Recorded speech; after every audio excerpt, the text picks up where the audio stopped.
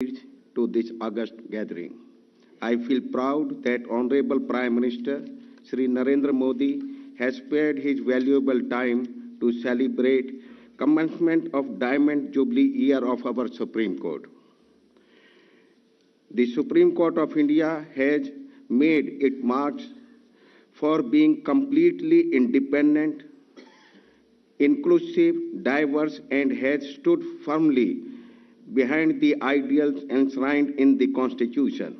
During my visits to different countries as President of International Council of Jurists, whose headquarters is in London, and as Vice Chairman of Bar Council of India, I noticed that our judgments are being cited, studied, and often followed by their courts, and I am referring not only to South Asian countries but also courts in Europe. Under the leadership of our Honorable Dr. Justice D.Y. Chandrachud, recent times have seen the judiciary rise to meet different challenges with active use of technology and video conferencing.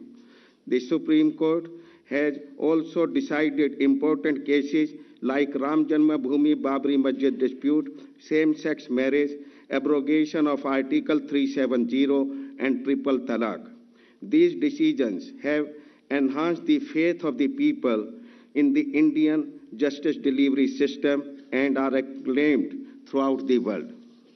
Our judges worked hard even during COVID times when most countries and their judiciary were not functional. The system of video conferencing, introduced and promoted by Honorable Dr. Justice D.Y. Chandrachud, has been a huge success. Since COVID-19, the High Courts and the District Courts in India have heard nearly 3 crore cases, and the Supreme Court heard more than 5 lakh cases in virtual hearings, making Bharat a world leader in virtual hearings. I am delighted to note that the current government of India does not resist any decision of the court which is aimed at bringing about a more equal and empowered society. Regarding the justice delivery machinery and its reforms, the government is being seen as a partner and not as opponent of the Supreme Court. On all fronts now, Honorable Prime Minister Sri Narendra Modi has provided a vision and a roadmap for the country to follow. We often hear the chant, Modi hai to mumkin hai. We have seen this happen in reality when bold decisions were taken, one after the other, during his leadership, which placed India on the expressway to becoming a superpower. Things which seemed impossible were also made possible because Modi ji took keen interest in the detailing instead of simply creating machineries half-heartedly. Leaders from most of the countries recognize you as a visionary statesman. You have also played a vital role in bringing about world peace and stability through diplomacy. Respected Prime Minister, you have recently overhauled the criminal laws and the law of evidence by bringing in new statutes in keeping with the changing times. This will strengthen our response to crimes and will enhance the faith of people in the law enforcement machinery.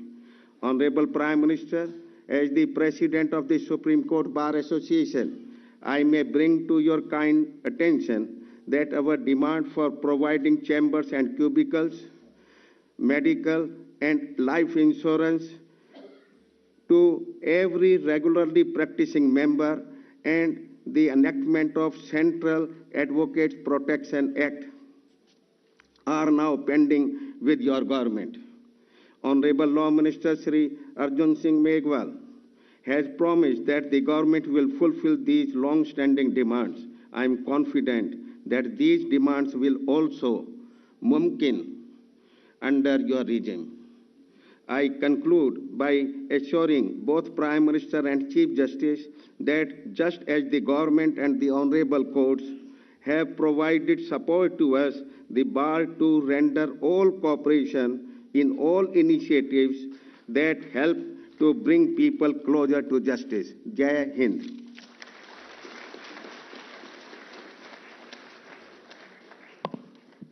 Thank you so much, sir.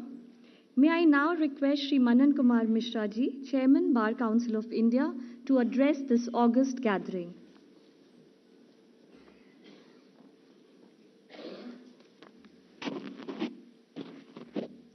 Dignitaries on the dais and off the dais, we have gathered here to celebrate the Diamond Jubilee year of our Supreme Court. On this occasion, I would first acknowledge the outstanding contributions of the former and sitting Chief Justices, judges, and stalwart lawyers who have helped the Supreme Court earn its reputation as one of the finest judicial institutions in the world. Started with 7 judges, with 1 Chief Justice, our Supreme Court has 34 judges today. Our Supreme Court is said to be the most powerful institution in the world. It has delivered several landmark judgments to uphold the supremacy of the Constitution and the fundamental rights guaranteed under it. Our Supreme Court fully recognizes the powers and supremacy of our Parliament also. In abrogation of Article 370, same-sex marriage matter, the Supreme Court refused to interfere, saying that these are the domain of the Parliament. The concept of public interest litigation is the innovation of our Supreme Court. Perhaps no other court in the world had been exercising this extraordinary jurisdiction. During COVID, as told by the previous speakers, the doors of Indian Supreme Court were open for every needy person. Respected dignitaries, on this momentous occasion, I must highlight the achievements of our Supreme Court under the leadership of Dr. D.Y. Chanchud and other honorable judges of Supreme Court. The ideas and initiatives of information and communication technology are superb under the present CGI. Hybrid hearing system is the game changer for the courtroom access.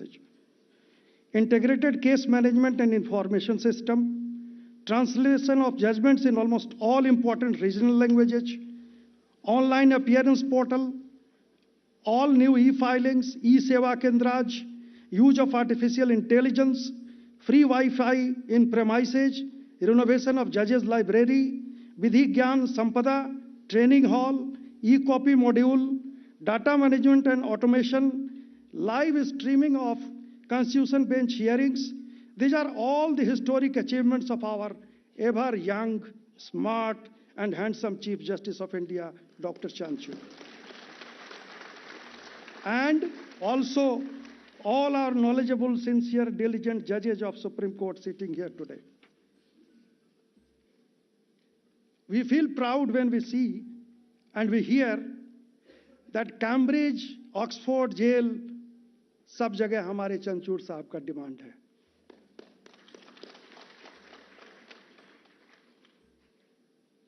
Sir, our honorable judges hear 60 to 100 cases daily.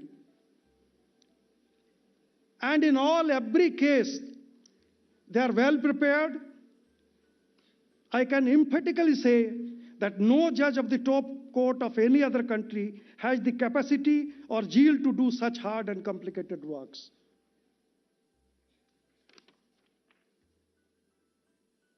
As a member and the leader of the bar, I must say, to criticize any system is very easy. But one should be aware of the ground realities also. The backlog and dependency, that is the biggest problem not only before the Supreme Court but before all the high courts and lower courts. But why it is there? It is because of the immense faith of the people in our judiciary in the Supreme Court. One should realize that. We need more judges at all levels. And one more thing, The leaders of the bar are here, the Supreme Court leaders are here. Rosters, what matters should be listed before whom, is not the job of the bar. It is for the Honorable Chief Justice and the Honorable Judges to decide. We are to protect the rights, privileges, and interests of the lawyers, but at the same time, we have some limitations also. We should always keep it in mind. Now, something about our Honorable Chief Guest, Honorable the Prime Minister of India, who is sitting here on the dais. Ram Lala's case, a decree was passed in the year 2019. It was affirmed by the Supreme Court, but it was not so easy to get it executed. You all know the region and the situations existing at that time. Sir, it required a very strong willpower, confidence, dynamism, and expertise political skill, along with 56-inch ka seena to get it done.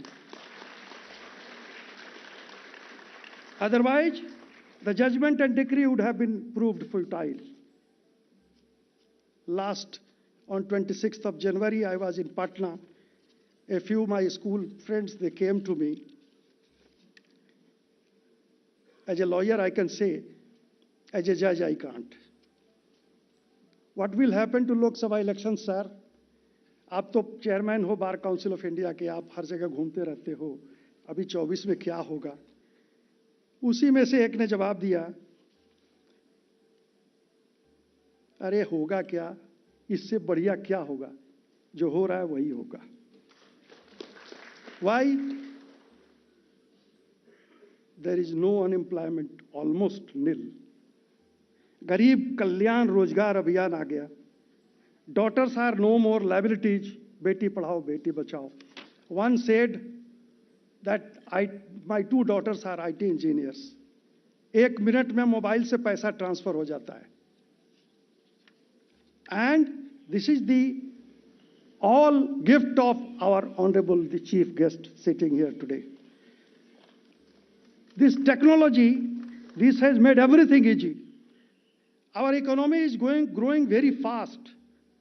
Not only the reservation for females, Bijli, Pani, faster trains, airport, markable increase in foreign investment, grand success of Chandrayaan's landing, vocal for local, make in India.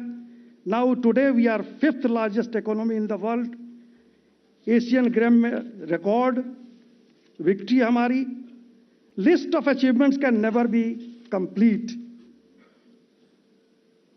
Bihari भाषा में एक ने बोला, सारा बड़का बड़का देश का शेर लोग हमारे मोदी जी के आगे भींगल सियार लगता है. This was the word used by one of my friends. पहले भारत का प्रधानमंत्री लोग विदेश के आगे में आते थे, आज सारी विदेशी ताकतें हमारे मोदी जी के आगे घिघी आती है. Sir, it's a very auspicious occasion today that the 2 big personalities, hero of the world's judiciary and the political hero of the world, are sitting together on the dais.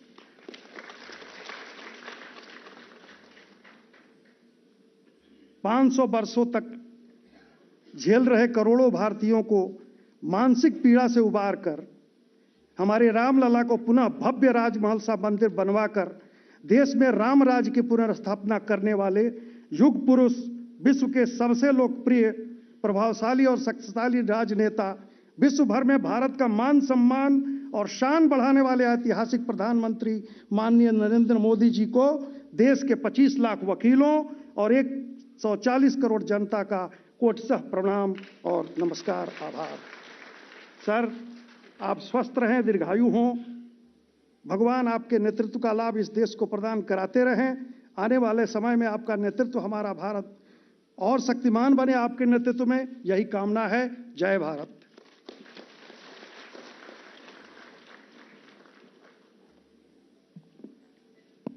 Thank you, sir. Moving Moving ahead, I would now like to request Shri R. Venkatramani, Learned Attorney General for India, to say a few words on this historic occasion.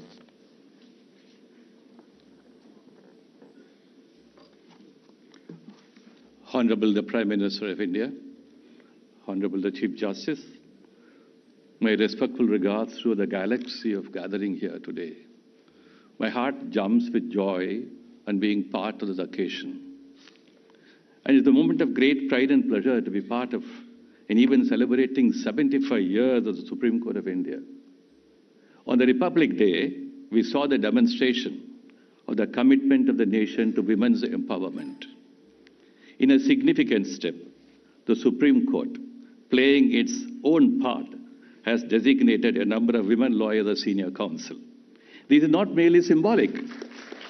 Steps such as this in the nation, in the legal profession, and in the court shows momentous transition into the world of equality.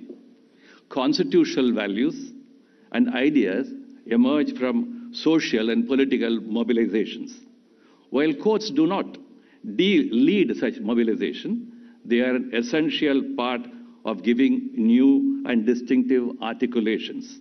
It's a matter of great pride, too, for every member of the legal fraternity to appreciate and stand by some of the most remarkable constitutional and jurisprudential doctrines and values the Supreme Court has not only articulated, but they ensured their entrenchment in the course of 70 years of its history. It goes to the credit of the Supreme Court and the High Courts that in the early years of the court, women and men of ordinary social position reached the courts and their causes came to be adjudicated. Today, the access to justice expands is a legal universe of its own. Unlike ordinary legislation, the Constitution is a document to be celebrated every day. A day in the life of a citizen is marked by several interventions as well as facilitations. So it is in the life of a nation that we move into an interconnected world. Every day will be marked by interventions and challenges. The citizens look up to the governance at the nearest level to be able to conduct and manage one's transactions with ease and comfort. The Constitution is a document of a guarantees and freedoms, and the codification of power may seem to be a distant document for everyday life, but it is not. As we move from the index of one day to an index of larger periods, we begin to measure the impact of law in our life. This is where the chronicles of the life of a nation and what we call progress in the arrangement of the affairs of the nation becomes important. Compared to the long history of more than 200 years of the United States of America, with the birth of its constitution in 1789, and compared to the constitutional history of England for the days of Magna Carta, or even compared to the constitutional history of some of the European nations, 75 years of our constitutional history may seem to be relatively small.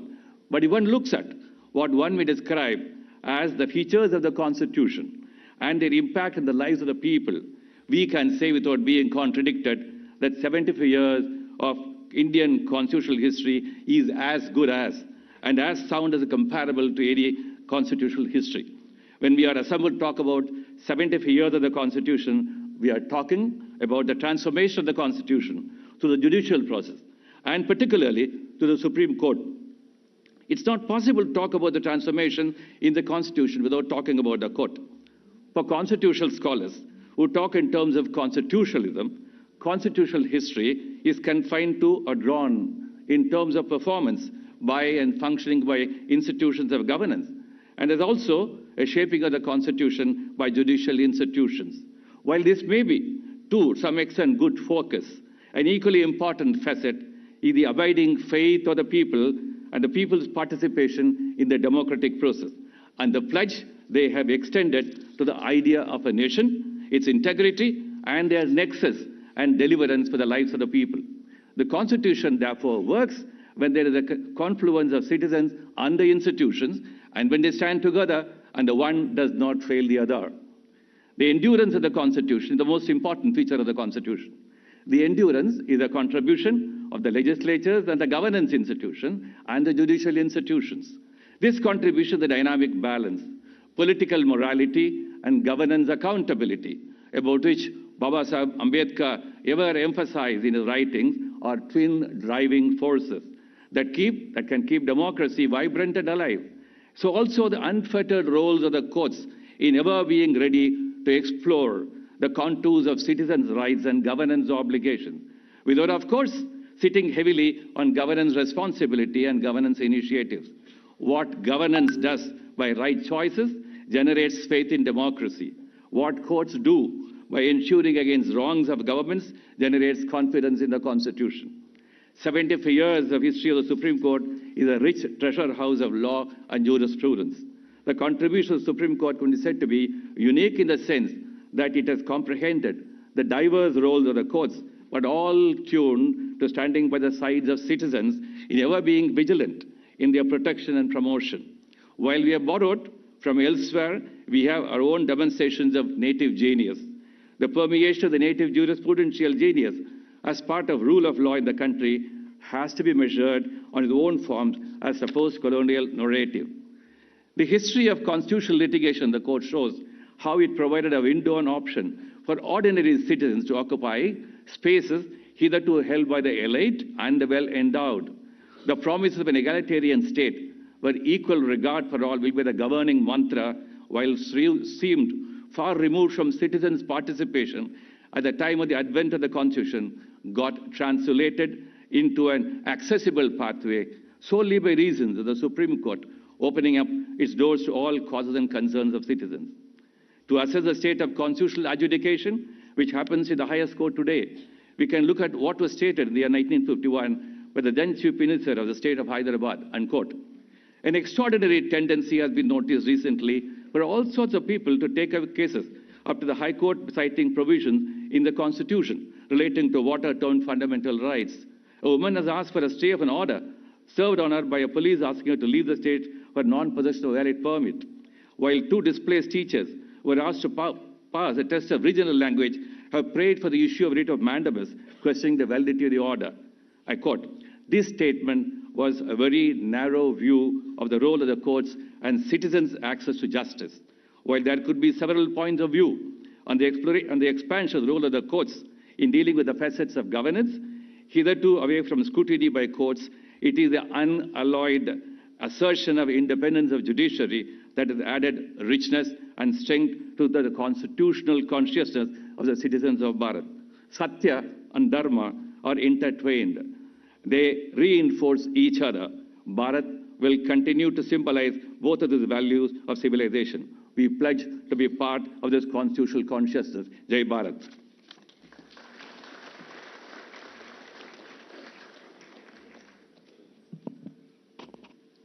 Thank you so much, sir, for this insightful address, where your reflections on the Supreme Court's role and contributions were so beautifully woven together. अब मैं विधि एवं न्याय मंत्री श्री अर्जुन राम मेघवाल जी से विनम्रता पूर्वक आग्रह करती हूं कि वो इस सभागार में उपस्थित सभी श्रोतागण को संबोधित करें।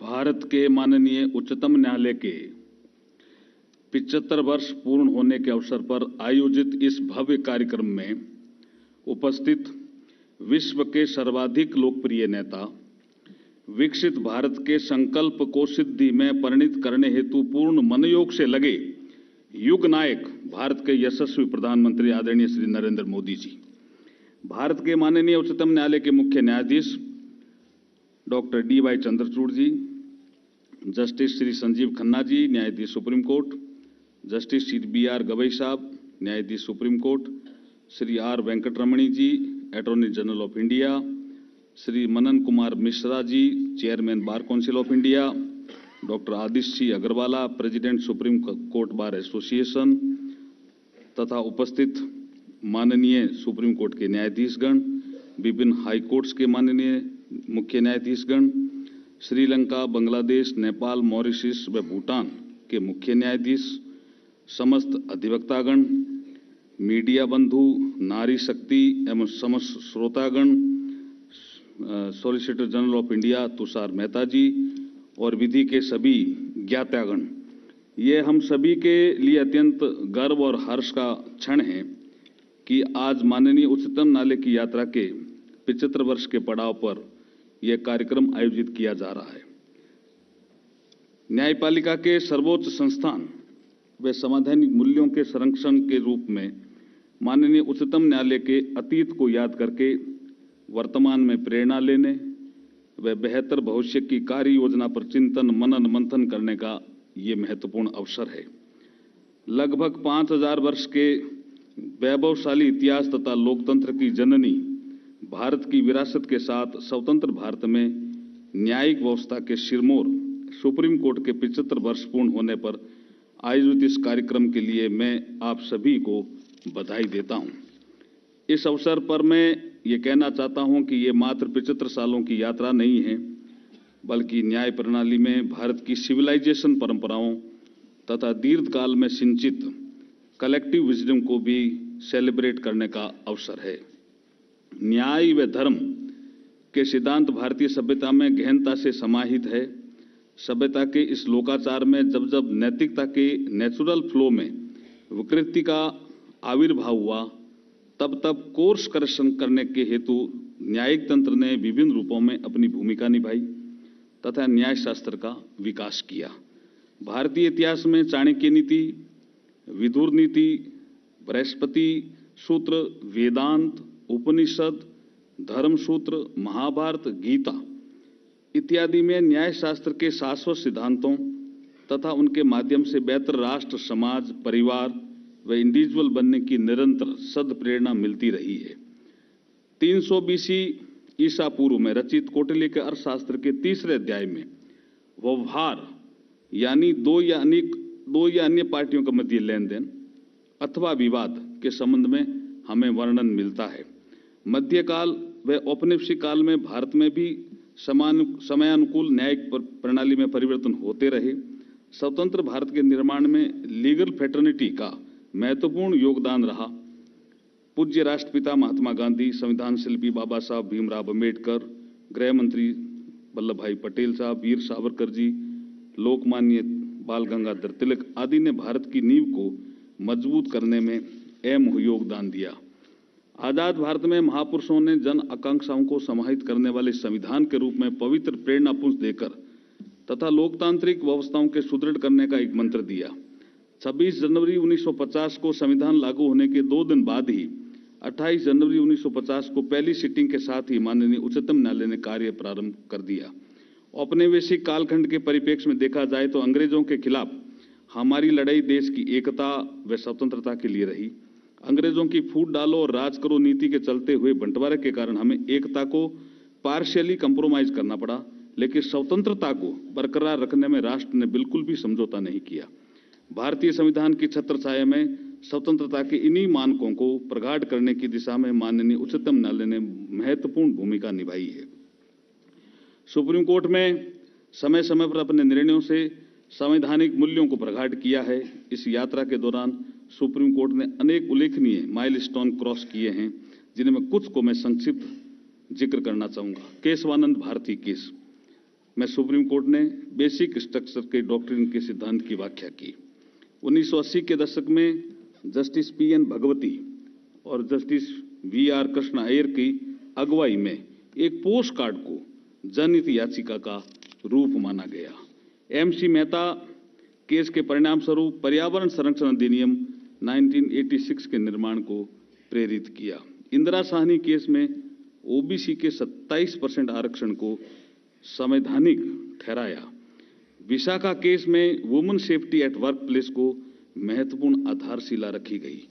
9 नवंबर 2019 को अयोध्या के राम मंदिर जजमेंट को भारत की ट्रस्ट विद डिविनिटी की यात्रा में मील के पत्थर के रूप में हमेशा याद किया जाएगा। 75 वर्ष पहले 8 न्यायाधीशों से शुरू हुई इस यात्रा में अब न्यायाधीशों की संख्या बढ़कर 34 हो गई है। अक्टूबर 1989 में जस्टिस फातिमा बीबी ने पहली महिला जज के रूप में पदभार ग्रहण किया। आज नारी शक्ति हर क्षेत्र में अपना प्रभावशाली योगदान देकर देश का नाम रोशन कर रही है। ये अत्यंत हर्ष का विषय है कि इसी श्रृंखला में उच्चतम न्यायालय में भी वर्तमान में 3 महिला जज अपनी सेवाएं दे रही है।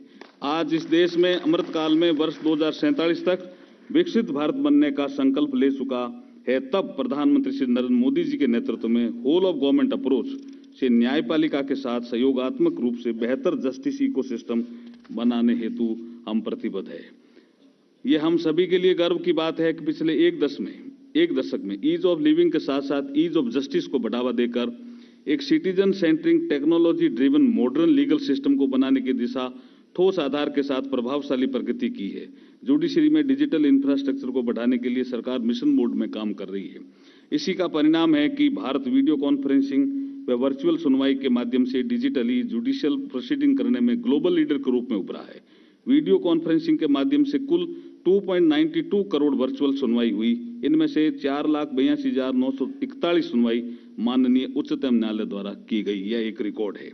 अभी हाल में स्वीकृत ई कोड फेज 3 के तहत डिजिटल पेपरलेस व स्मार्ट कोर्स स्थापित करके तथा यूनिफाइड टेक्नोलॉजी प्लेटफॉर्म के माध्यम से कोर्ट, लिटिगेंट्स व अन्य स्टेक होल्डर को जोड़कर नागरिकों व अदालतों को करीब लाने का सार्थक प्रयास किया गया है। जुडिशियल इंफ्रास्ट्रक्चर को बढ़ावा देने की दिशा में भी सरकार द्वारा central sponsored scheme for judicial infrastructure for district and subordinate court क्रियान्वित की जा रही है। इसके माध्यम से कोर्ट हॉल भी बने हैं, जुडिशियल ऑफिसर के लिए रेजिडेंशियल यूनिट भी बनी है और ई कोर्ट प्रोजेक्ट के अंतर्गत लॉन्च किए गए नेशनल जुडिशियल डेटा ग्रिड आज 34.35 करोड़ केस व 23.80 करोड़ ऑर्डर जजमेंट की जानकारी सिंगल क्लिक पर उपलब्ध करवा रहा है। अंतिम छोर पर गरीब नागरिकों को लीगल सर्विस उपलब्ध कराने हेतु कानूनी साक्षरता व जागरूकता कार्यक्रमों हेतु सेंट्रल स्कीम दिशा को भी हम संचालित कर रहे हैं, जिसके अंतर्गत टेलीला प्रोग्राम के द्वारा 67 लाख से अधिक नागरिकों को प्री लिटिगेशन एडवाइस दी जा चुकी है। इसी तरह से भारतीय गणतंत्र के 75 वर्ष पूर्व होने पर वर्ष भर चलने वाले अभियान हमारा संविधान हमारा सम्मान का शुभारंभ doctor B R. Ambedkar international centre Delhi में माननीय उपराष्ट्रपति श्री जगदीप धनखड़ जी के द्वारा न्याय सेतु लॉन्च किया गया, जो कि टेक्नोलॉजी के द्वारा समावेशी रूप में कानूनी जानकारी, कानूनी सलाह व सहायता प्रदान करने का एक प्लेटफॉर्म है। न्याय तक पहुंच सुनिश्चित करने के लिए लैंग्वेज बैरियर नहीं बने, इसके लिए artificial intelligence based Bhashini tools के साथ साझेदारी की गई है।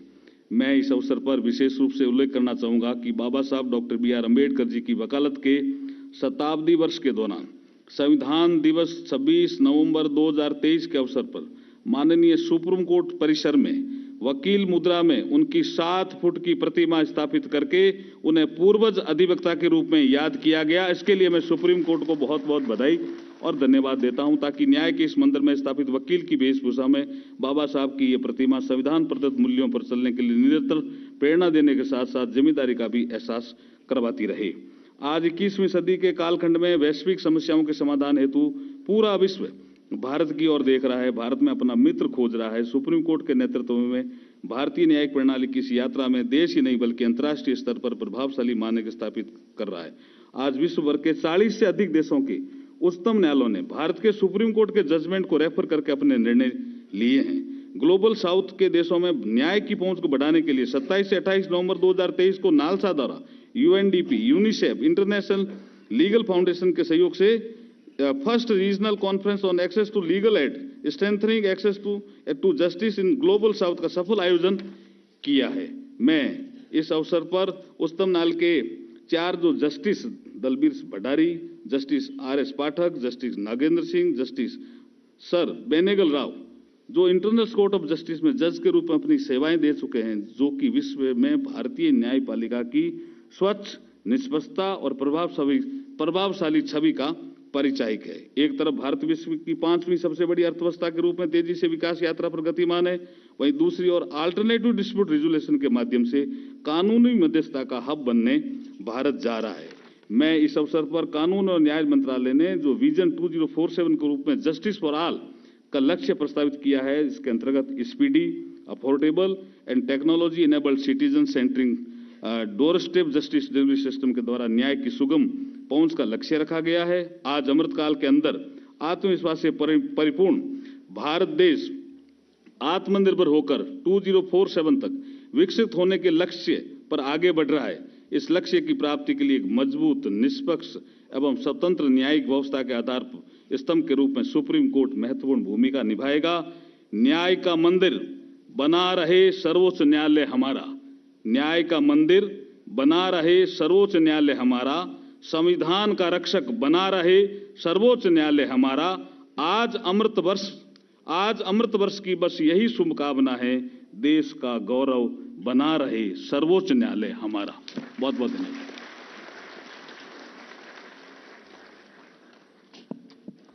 धन्यवाद माननीय मंत्री जी। May I now request the Chief Justice of India, Justice D.Y. Chandrachud, to please share his thoughts with us on this momentous occasion.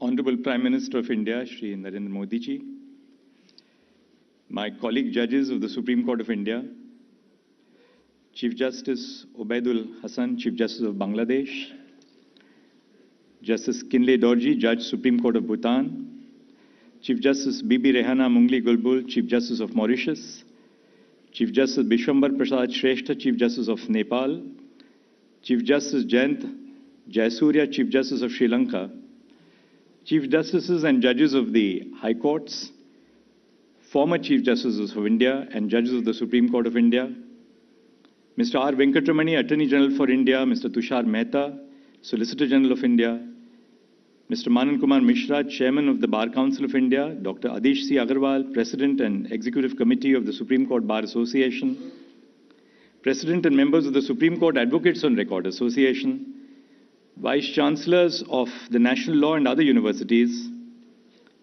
members of the bar, students, young and not so young, you're all students for our whole life, distinguished guests, ladies and gentlemen.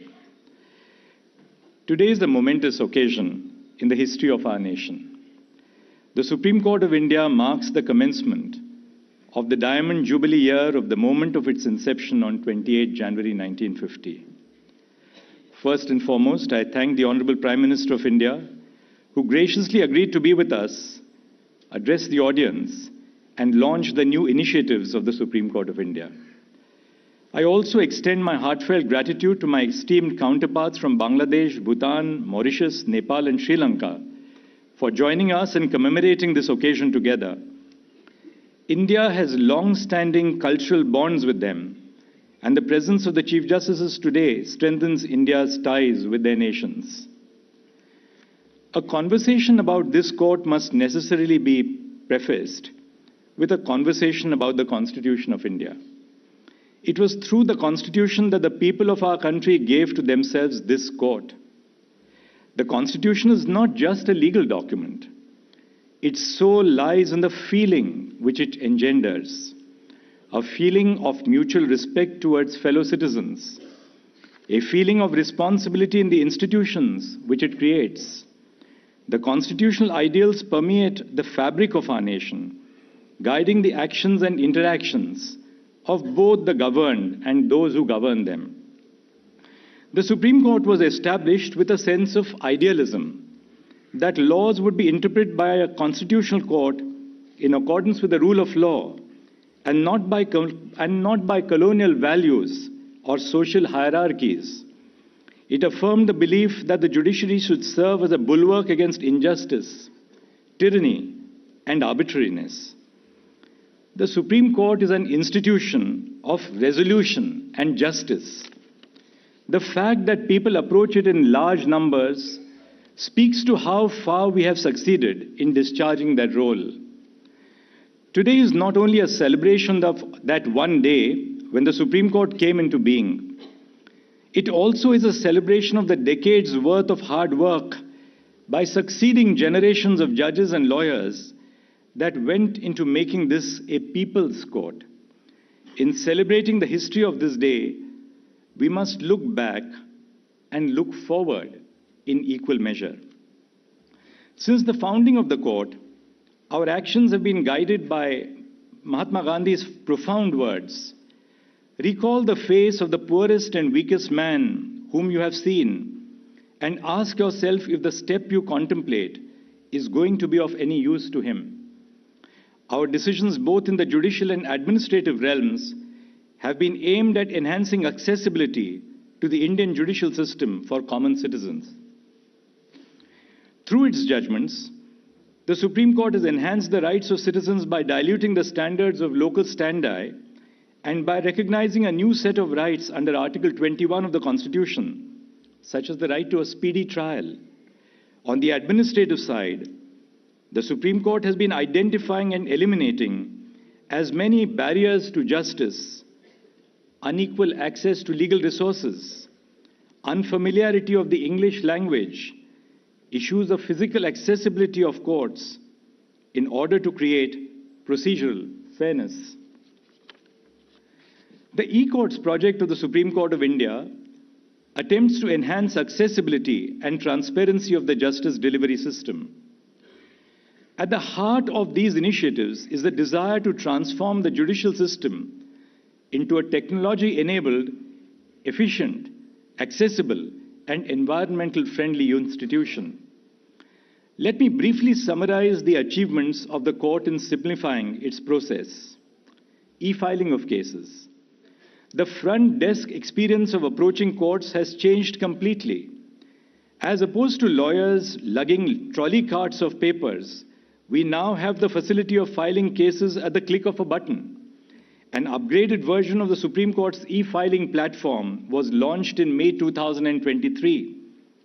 It offers a host of improved features that have made 24/7 filing of cases simpler, faster, and convenient. Nearly 128,000 e-filings have been done so far, with a consistent rise in the share of e-filings compared to physical filings. E-filings are available in 25 states. They have recorded over 29 lakh cases which have been e-filed. With the immense support of the bar and the bench, we were able to swiftly shift to virtual hearings during COVID-19. Even after the pandemic, hybrid hearings continue to be a feature of our courts.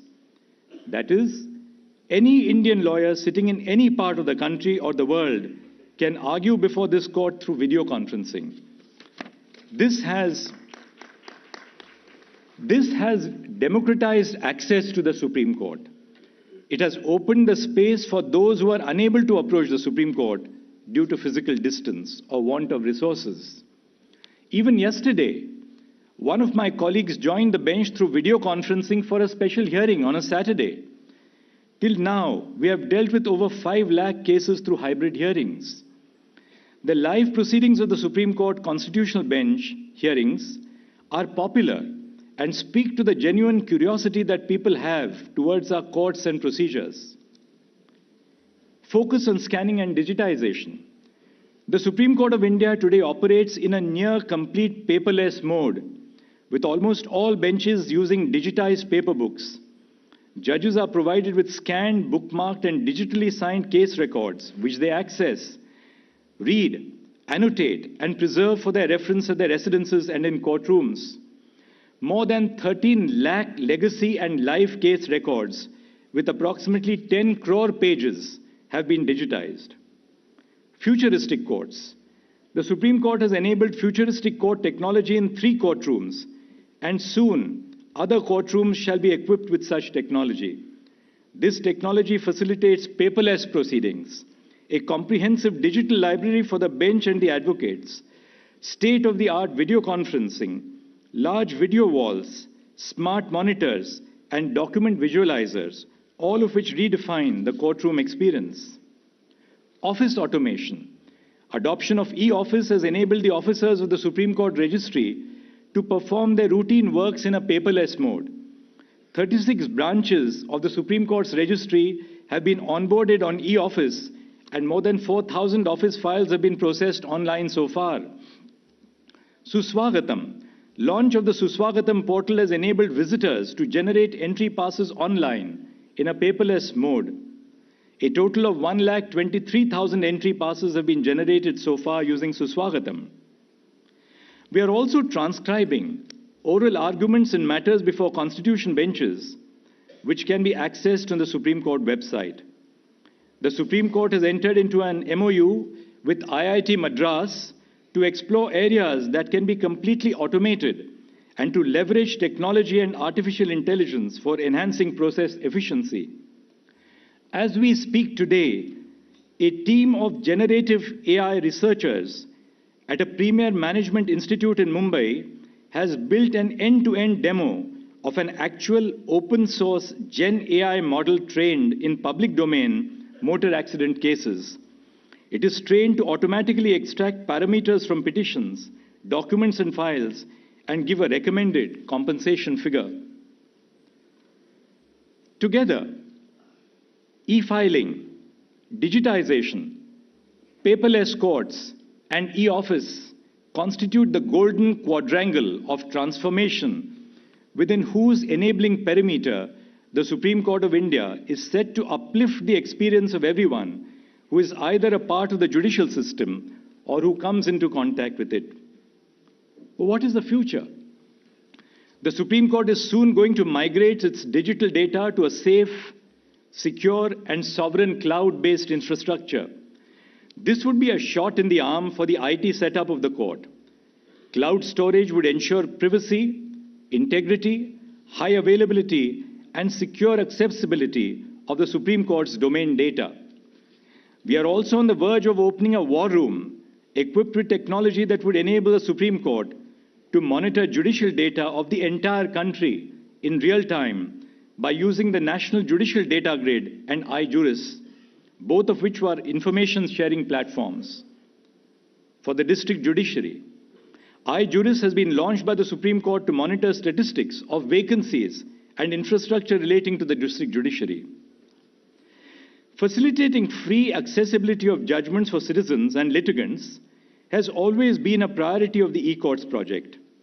As of today, 36,209 judgments are uploaded online on the eSCR portal in English, out of which about 36,000 judgments have been translated into Hindi, and around 11,000 judgments have been translated to other Indian languages with the help of AI-assisted machine learning.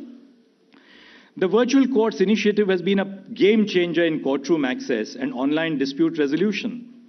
Implemented in 20 states, the initiative has received 4.37 crore challans, leading to a total collection of 502 crores of rupees in fines.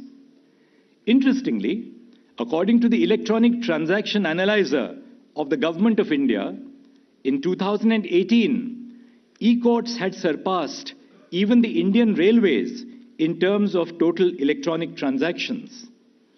All 713 district courts' websites have been migrated to the S3VAS framework of the National Informatics Center, which offers a user-friendly interface, greater customization, and compliance with the guidelines for Indian government websites, thereby ensuring better accessibility for differently abled users. On the National Judicial Data Grid, a repository of nationwide judicial data, information on 3,256 countrywide courts, the High Courts, and the Supreme Court of India is now a click away. Just as we make our courts tech-savvy, we must also realize that India is going through a period of social and demographic transformation. Anyone who visits India will notice a striking feature of the changing demographics of the nation. Now, women can be seen in important positions across India, whether it be in the operation theaters, the borders of the nation, in the high skies, as fighter pilots, in the seas, as naval commanding officers, all across the country, and of course in the Supreme Court.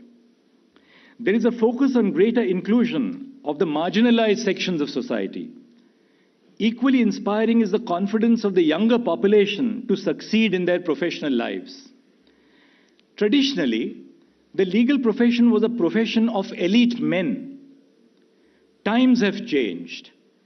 Women traditionally underrepresented in the profession now constitute 36.3% of the working strength of the district judiciary. In the recruitment examinations for junior civil judges, conducted in several states, namely Andhra Pradesh, Arunachal Pradesh, Chhattisgarh, Delhi, Himachal Pradesh, Karnataka, Madhya Pradesh, Maharashtra, Odisha, Rajasthan, Sikkim, Uttar Pradesh, and Uttarakhand, more than 50% of the selected candidates were women recently. In the Supreme Court of India, we hired law clerks cum research associates to assist the judges, out of which 41% candidates are women this year. We as judges and administrations cannot be ignorant of these rising aspirations. Before the beginning of 2024, only 12 women were designated as senior advocates in the history of the Supreme Court over the last 74 years. Last week, the Supreme Court designated 11 women coming from different parts of the country as senior advocates in one selection. Our legitimacy will endure from the inclusion of diverse sections of the population in our system. Therefore, we need to make more efforts to bring different sections of society into the legal profession. For instance, the representation of scheduled castes and scheduled tribes is quite low, both at the bar as well as on the bench.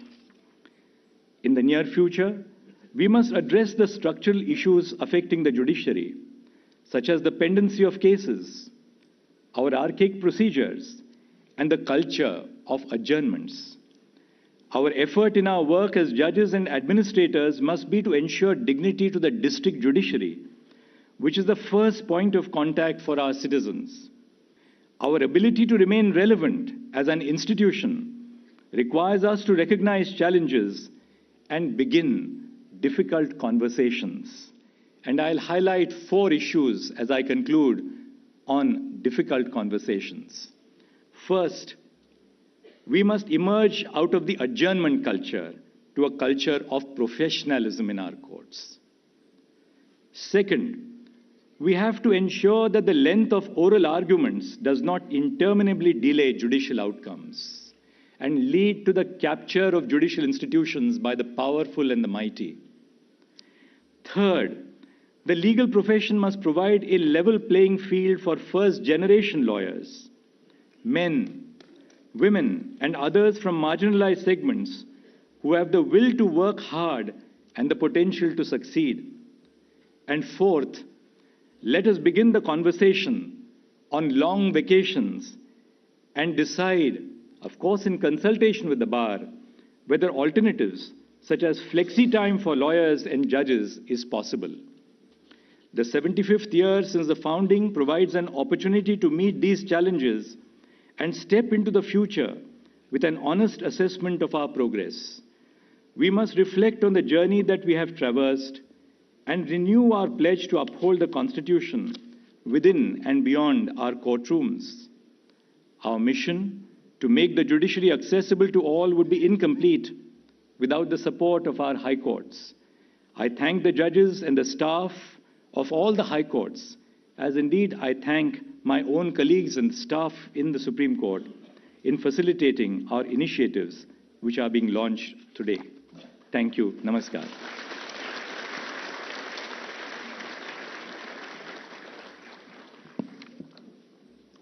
Thank you so much, sir, for this insightful and eloquent address. Your words will continue to resonate with each one of us present here for all times to come. When the winds of change blow, some people and institutions build walls, while the others build windmills. Taking note of the winds of technological progress and change blowing across the world, the judges and the administration of the Honorable Supreme Court of India decided to embrace and harness the transformative power of technology to enhance accessibility, efficiency, and transparency within the judicial system. As the Supreme Court of India enters a brave new world of technological advancement, it continues to make incredible strides in its institutional journey. Today, we shall witness the launch of 3 citizen-centric e-initiatives of the Supreme Court of India, such as the Digital Supreme Court Reports, DigiSCR, the Digital Courts 2.0, and the new website of the Supreme Court of India. अब मैं माननीय प्रधानमंत्री जी से निवेदन करती हूँ कि वो अपने समक्ष रखे हुए रिमोट का बटन दबाकर इन इनिशिएटिव्स का औपचारिक रूप से लोकार्पण करें।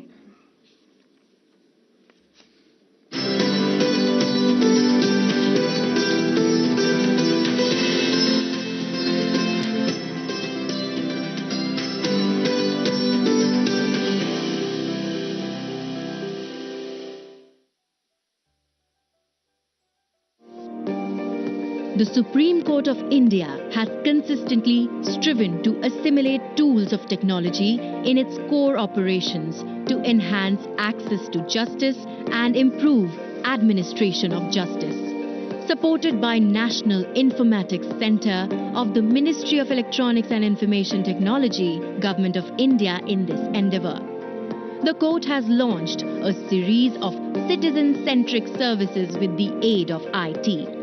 On the historic Diamond Jubilee celebrations, the Supreme Court adds 3 more initiatives to its repertoire of e-services. DSCR marks the commitment of Supreme Court of India to make its judgments available to citizens, especially law students and young lawyers, free of cost in easily accessible digital format. DSCR shall provide free access to all 519 volumes of the Supreme Court reports since 1950. Volume-wise, bookmarked and in open access, easily available for download. Users can view the reports in any mode of their choice. The reports can be accessed in standard HTML mode for quick viewing. One may choose the flip viewing option for book-like experience while browsing through any chosen report. The reports can also be viewed in a PDF format. Using DSCR, a user can easily cite and email the digital report to one or more persons. The platform provides multiple search parameters such as party name, year, volume, case type, etc. to enable wide searchability for the users. DSCR marks a monumental shift from print to digital format, contributing to environmental sustainability by eliminating carbon footprint associated with print publications. The Supreme Court of India has also launched the ESCR platform, which provides free digital access of its reportable judgments. ESCR is available in English and Hindi languages. To ensure wider access, the Supreme Court of India is translating its judgments in Hindi and other Indian languages using machine learning technology. Around 36,000 judgments have been translated in Hindi and nearly 11,000 judgments have been translated in other Indian languages. Digital Courts 2.0 has been launched by the E-Committee in collaboration with Department of Justice under E-Courts project to make court records available to judges of district courts, coupled with use of artificial intelligence for transcribing speech to text. Integration of Digital Courts 2.0 with NIC's artificial intelligence powered tool Shruti shall facilitate judges to dictate orders, judgments and record testimonies of witnesses on real-time basis, thereby ensuring a speedy judicial process. संक्षेप में अभियोजन का मामला यह है कि 14 जनवरी 2016 को प्रातः 7 बजे अपीलकर्ता का दूसरे प्रत्यर्थी शिकायतकर्ता इसके बाद के साथ जल निकासी के मुद्दे पर विवाद चल रहा था. The dictated text will be converted to document format using built-in template with QR code, case number, party details, advocates and name and designation of judge. Digital Court 2.0 will enable the presiding officer to speed up daily court proceedings, ensuring accuracy and efficiency, and also result in a big leap towards complete transition to paperless court. Presently, Shruti provides automatic speech recognition for 7 languages, namely English, Hindi, Marathi, Tamil, Telugu, Kannada, and Bangla. The E-Committee intends to implement the Digital Courts 2.0 in a phased manner across district courts of the country. Marking another milestone in transparency and accessibility, the Supreme Court of India has, in close coordination with NIC, launched its brand new revamped website offering an improved user experience for citizens through its dynamic functional design, user-friendly interface, and robust content management. The revamped website offers convenient access to a bouquet of information on the organization, quick links of essential technology-based services, key documents, and important updates and notices for advocates, litigants, court officials, and citizens. Developed within the S3WAAS framework of NIC, the new website ensures greater accessibility for differently abled users and is fully compliant with requirements of government websites. The website will be available in English and Hindi languages for wider access. Committed to make the judicial process accessible and efficient, the Supreme Court of India is all set to revolutionize the courtroom experience by adopting cutting-edge futuristic technology. Futuristic court technology has already been deployed in 3 courts, including Chief Justice's Court, with the remaining courtrooms to be equipped with such technology very soon.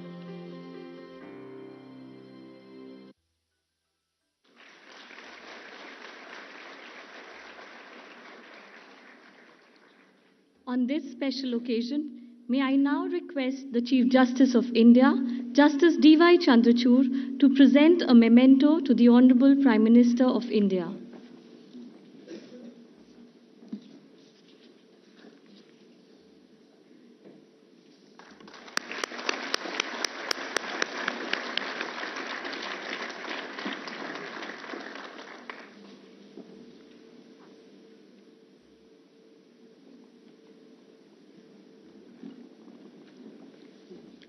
अब मैं आदरणीय प्रधानमंत्री जी से विनम्र निवेदन करती हूं कि वो इस सभागार में उपस्थित सभी गणमान्य अतिथियों एवं श्रोतागण को अपने अमूल्य शब्दों से संबोधित करें।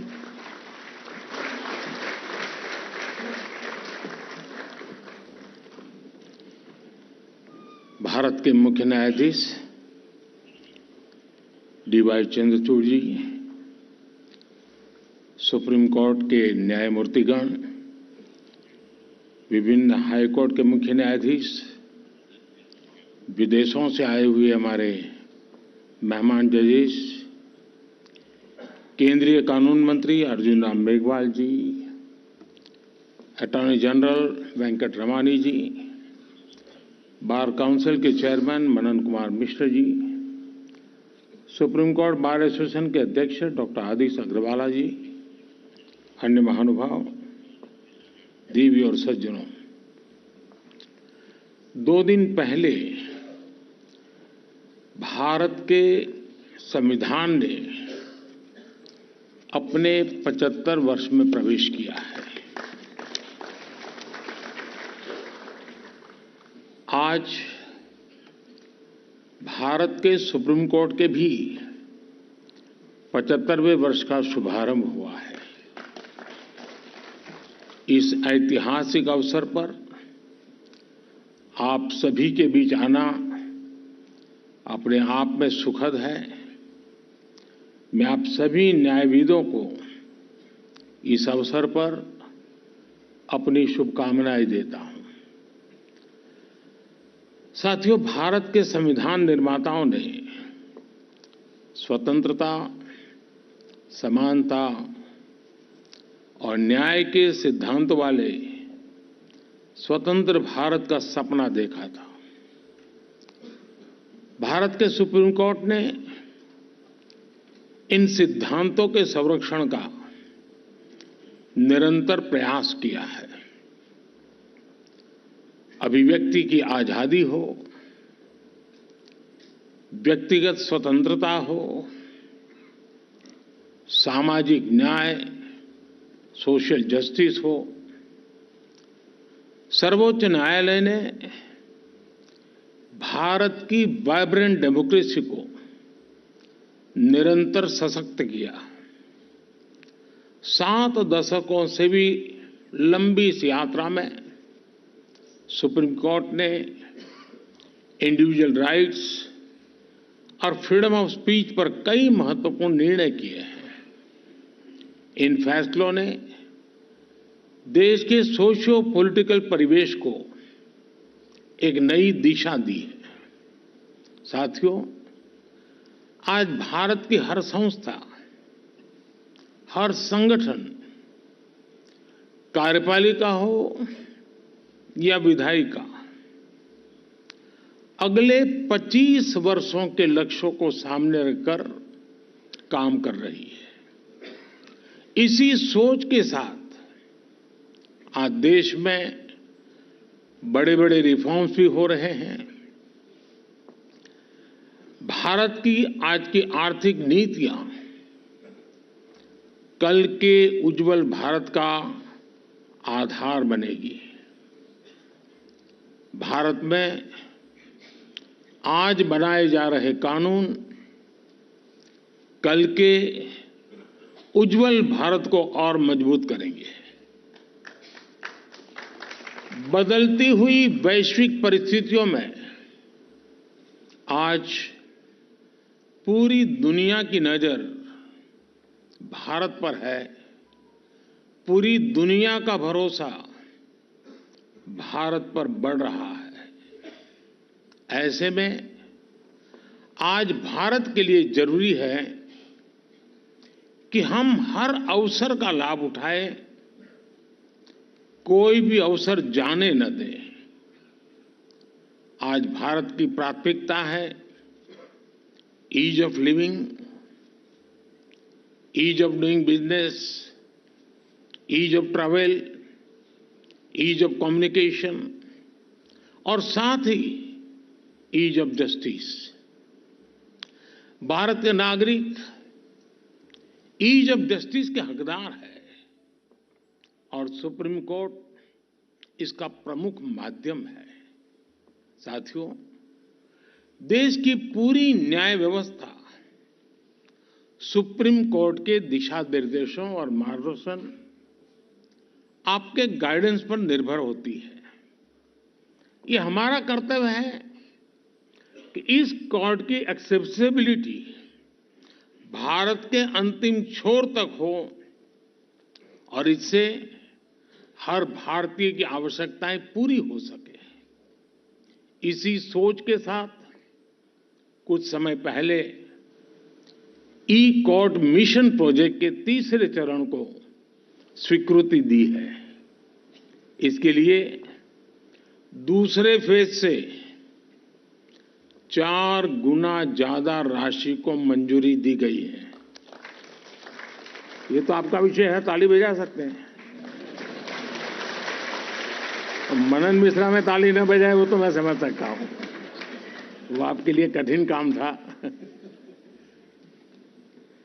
मुझे खुशी है कि देश भर की अदालतों के डिजिटाइजेशन को चीफ जस्टिस चंद्रचूड़ खुद मॉनिटर कर रहे हैं।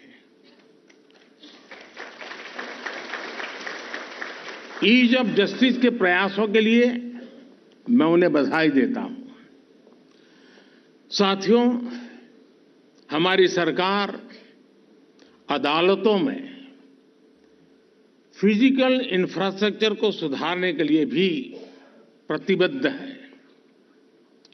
2014 के बाद से इसके लिए 7,000 करोड़ रुपए से ज्यादा राशि वितरित की जा चुकी है। मैं वर्तमान सुप्रीम कोर्ट बिल्डिंग में आप सभी को आ रही दिक्कतों से भी अवगत हूं। पिछले सप्ताह ही सरकार ने सुप्रीम कोर्ट बिल्डिंग कॉम्प्लेक्स के विस्तार के लिए 800 करोड़ रुपए की धनराशि स्वीकृत की है।